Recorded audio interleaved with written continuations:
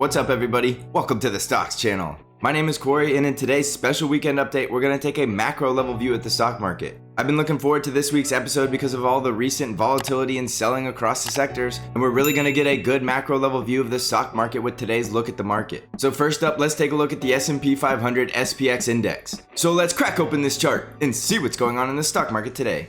Alright, so we're looking at the S&P500 SPX index, and this is a weekly chart, so every candlestick that you're looking at on this chart does represent one entire week's worth of price action. Now, like I said in the intro, we did have a volatile week and we did see a lot of selling, and you could see at one point intra-week, we were very close to trading very near the 13 EMA.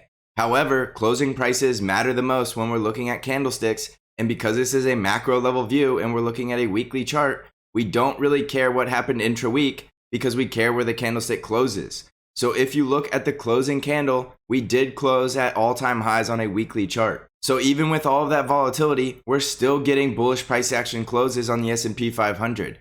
The trend is still fully bullish, and all of the moving averages are still very strongly trending to the bullish direction. Now, if you remember back to my 2021 price targets, I do expect to see the SPX getting up to at least 40.40 before we see any major correction. Now, I did revise that number just a little bit with recent price action, and it does look like we could overshoot 40.40 and possibly get into the 40.60s. So either way, be prepared for those price targets, because as long as we keep trending upward and we keep getting bullish price action closes, we're still expecting to see those price targets. Now, when we get to those price targets, it's going to be very prudent to get much more defensive and get ready for a possible stock market correction. So just to recap, don't forget that the March 2020 crash was a bear market, and even though it did happen within 1 month, typically a crash of that magnitude or a correction of that magnitude will play itself out over a much longer time frame. That was a very special event, and that actually set history with how quickly that bear market played out. Now you can see we did have the moving averages crossing over. We were getting price action closes below the 20 simple moving average, and that was our indication that we were going into a bear market and that we were not likely going to see higher new all-time highs on the S&P 500. Now, ever since the crash bottomed out and we got into this bull trend, you can see that we've been maintaining this bullish trend very strongly. And even when we get those massive sell-offs like before the 2020 election, we still see strong rebounds and we continue this bull market. So there's going to be volatility in all bull markets, and there's always going to be selling, corrections, and consolidation. But if we're looking at a macro level view, you could see that the bias and the path of least resistance in the S&P 500 is still to the up direction. So remember, that doesn't mean we can't see selling, and that doesn't mean we can't see volatility. As we've seen here before, we get 3 to 4 weeks at a time where we could see selling and volatility, but the general trend has never shifted from bull to bear. Now that's where my daily analysis will help you through those times a lot closer, but if you keep a macro level view, you could see that we've been trending up ever since about June of 2020. So this week's price action does confirm that the bulls are still out there and they're still buying the dip, keeping this market in an upward trend. Now, one thing I do want to point your attention to is the updated bear bull survey does show that we continue to get more bulls. Eventually, this will be a problem in the stock market. This is a contrarian indication, and if we see too many bulls, that will mean that we've likely seen the top in this market and we're due for a correction. As you can tell, this indicator is getting very heavy to the bull side as we are approaching my price target at 40.40. Is that a coincidence? I don't think it is. I think that's exactly how the market plays out, where it allows all the retail investors get very bullish and it allows them to think the market's just going to go up forever, and that's when you know that a top is near. So as you can tell, this indication on this survey is saying that we have way too many bulls. We're currently sitting at about 51% bulls and only 20% bears, which means we have way more bulls than bears. And if this is a contrarian indication, it means that we want to get more defensive as we see more and more people getting greedy on this market. So as you can see with all of these bulls, and going back to my chart, how close we are getting to my price targets from this week's close to those price targets is only about 1.5 to 2% upside. So there's very little upside reward coming in the next few weeks. However, that doesn't mean that the market has to top out at these levels. I do have other price targets if these levels decisively break, but I don't want to get your hopes up, and I don't want to exceed a price target that I've had for a very long time now. If you've been following me for any amount of time, you know that I've been saying that the S&P 500 was trending up to 40.40 going all the way back to the end of 2020. So I'm not going to just update my price target because I think the market might blast through there. We'll play it day by day and week by week, and right now the market needs to prove that it can get through 40.40 and 40.60 before we look for the next price targets higher. So keep in mind that the bear bull survey is showing a lot of greed and a lot of bulls as we are approaching these very critical price targets. Now, as you can tell from this chart, it's very possible after we reach price targets that we come all the way down to the 20 simple moving average on a weekly chart. Remember these resistance trend lines that we're calling the top, and every time we were hitting that trend line, we were coming back and tagging the 20 simple moving average. We bounced up, hit the resistance, and came back and closed below the 20 simple moving average.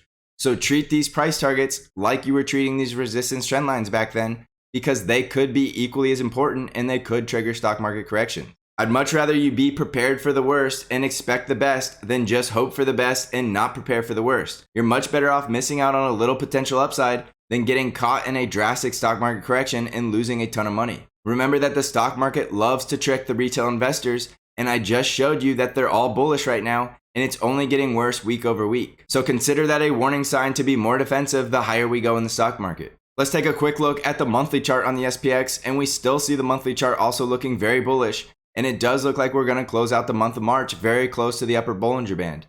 We're very close to the price target, and all of these moving averages are very strongly bullish trending, but they do look like they could be getting ready to cool off. We see a little bit of parabolic movement in these moving averages, and we're getting very far extended away from the 50 EMA. That doesn't mean we can't go higher, it's just something to pay attention to. Next up is the NASDAQ 100 index, which is the NDX, and again, this is a weekly chart. Now, one thing I want you to remember is the NASDAQ 100 has still had a bull trend this entire time, and we are bouncing off the 20 simple moving average. Why is that critical? Is because we did retest that 20 simple moving average yet again. Intra-week, we were below it, but we continue to close above it, and this week was no different because we were below the 20 simple moving average, and we actually closed above the 5 EMA. The 5 EMA on the weekly chart is at 12,975, and we closed right at 12,979, so just a little bit above it.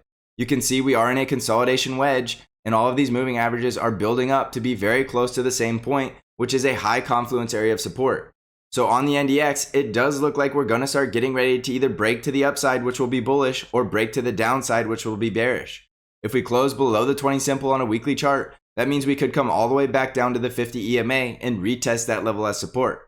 However, if we break to the upside, we should be well on our way to my 2021 price target, which is all the way up here at 14,488.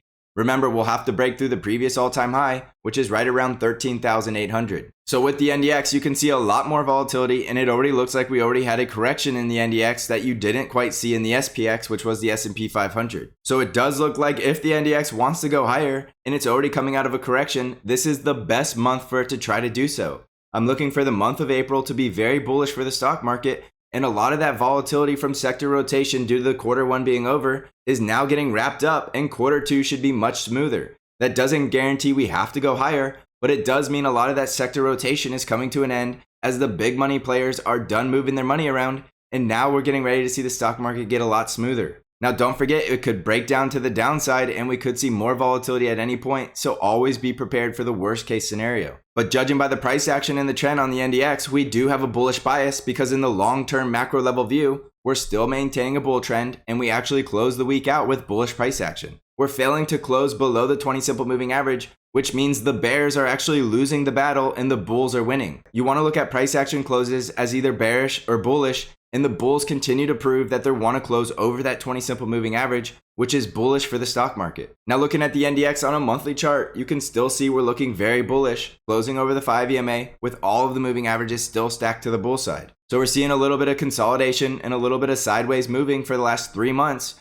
So we could still go through a consolidation before we break out to the upside. A lot of those blue chip tech companies in the NASDAQ 100 are getting very pent up and getting ready to explode to the upside or the downside. And if they do break to the upside, it's going to be very explosive and we're going to start moving very rapidly towards my price target. So on the NDX, a bearish break going into next week would be a close below 12,700 and a bullish break would be a close above 13,100. That'll break us out of this consolidation wedge and we'll know very decisively whether the bulls or the bears are going to win this battle. On the Dow Jones, we close the week above the upper Bollinger Band, which means they will start expanding and we can continue to go higher. And we close above the 5 EMA with a very strong bull trend.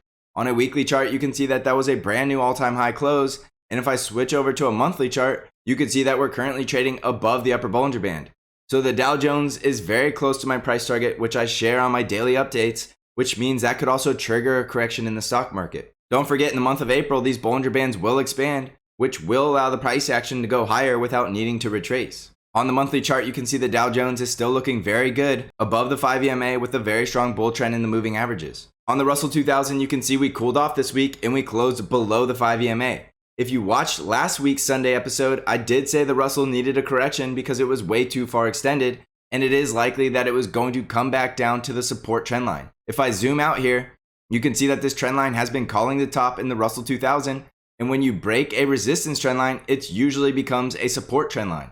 So that trend line did look like it was very close to being tested, and I do still think it's possible that the Russell needs to go through this correction. Even though the rest of the stock market could be going higher, we could continue to see the Russell 2000 go lower. So that support trend line was very close to being tested, even though we didn't quite get down to that level. So does that mean we still have more downside in the Russell 2000? Or was that a close enough test of that support level before we bounced? Only time will tell, but do note that we did close below the 5 EMA. We still have a bull trend though, so it's still likely the price action could have upward pressure and want to go higher from here, but it is possible the Russell 2000 continues this correction and we do retest that support.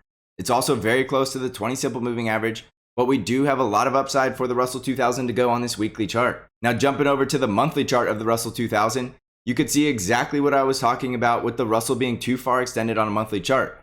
Last week's episode, we were way up here in the clouds on the Russell 2000, and it just took 1 week to come all the way back down to where we closed today. You can see that was a massive sell-off, and now we're just above the upper Bollinger Band instead of way above the upper Bollinger Band. So that retracement is very likely if the Russell continues to get overextended to the upside. Remember, the month of April, these Bollinger Bands will expand, and we could see a repeat of this event where the Russell goes too far and then has to go through a correction. If you look at the previous months on the Russell, you can see we have huge upper wicks where we were getting too far extended and we saw massive selling going into the close of the month. So this is no different, and we're likely to finish out the month of March with a very similar show. So I'm not very bullish on the Russell 2000 just because it's getting too far extended and it still has a lot of potential downside to complete its correction. On Bitcoin's weekly chart, we did see a scare this week, but we did finally close back above the 5 EMA and maintain the bullish trend. Remember that I do think Bitcoin is ready for a correction just like the Russell 2000, but it needs to break down below support on the daily chart, which is the 50 EMA. So on March 25th, we got down to that support level and buyers did show up, and we're currently bouncing off that level. But for now, we still have a lower high and we're still on a downtrend until we see otherwise. Bitcoin needs a break back above 59,000 to maintain the bullish trend. Otherwise, it could go through that crash and that correction. On the weekly chart, we are starting to see weakness in Bitcoin, and it's sort of just going sideways, and it really hasn't been making new all-time highs recently. On the monthly chart, you can still see that we're way too far extended over the upper Bollinger Band, so I can't stress it enough that I am not bullish on Bitcoin when it's this far extended. It needs to go through a correction, which could lead to a crash, and it needs to cool off and consolidate. So while we could still have a bullish month for Bitcoin in April, I don't think you could get through May, June, and July with a continuation of the bull market in Bitcoin. It needs to go through a correction before it can continue to blast through to new all-time highs. You can see there's a lot of selling pressure above the upper Bollinger Band, and every time Bitcoin gets up near that $62,000 level, we see a lot of sellers stepping in and selling Bitcoin. You can also see Bitcoin is very far extended on this monthly chart, and if we go all the way back down to the 20 simple moving average from where we closed, that's a 70% drop. To the 13 EMA is a 50% drop, and to the 5 EMA is a 30% drop. So there's a lot of potential downside if Bitcoin support levels do not hold up. So going back to the S&P 500, just to wrap up here, don't forget that there's a lot of retail bulls in this market, and it is for good reason because the market is continuing to go higher. However, that is eventually going to catch up to us, and we will see a correction after all market participants have already dumped their money into the market. There's a lot of money still on the sidelines that can pump this market higher, but eventually the liquidity will dry up and that will trigger a correction.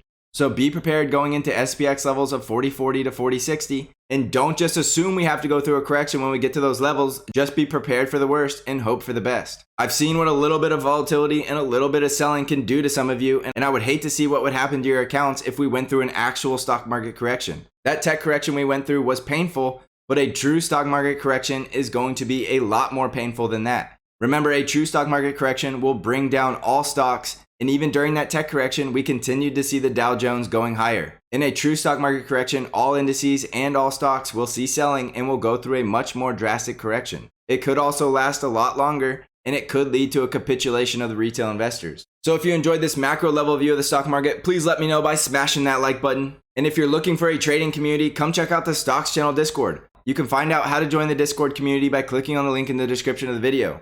Also, after this video is posted, look for a members only video on the Discord server, and I will be getting into much more detail on the stock market going into this week. So I hope you're all having a great weekend. Enjoy the rest of your day. And as always, I will see you in the next episode.